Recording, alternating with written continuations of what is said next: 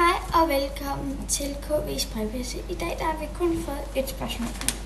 Liva på 11 år skriver: Hej kære Penny, jeg vil gerne have en hund, som er til salg. Men min mor er bange for den. Hvad skal jeg gøre? Altså, for det første, det skal nok ikke være sådan en her kæmpe hund, men det skal nok være sådan der, ikke? Sådan så det er en lille dejlig hund, ikke? Hvor man ligesom ikke tænker, den ser da ikke særlig rar ud. Og så skal man selvfølgelig prøve at passe nogle hunde, og man skal sådan gøre noget med nogle hunde, hvor Livas mor eller din mor ser det. Og så kan hun ligesom sige, hvis du er god til det, så tænker hun måske alligevel, det kan godt være, hun kan få en lille hund.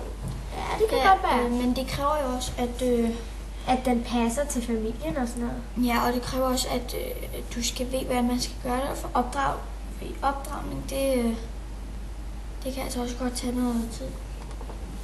Ja, så jeg har skrevet passer til familien. Den skal passe til familien. Og så siger jeg, at hun skal prøve at passe på det. Ja, og nu når man har sådan en hund, så er det vigtigt, at man træner den meget. Man skal træne. De vigtige ting, det er, at der er nogle hunde, der har den dårlige vane at slikke toilettet.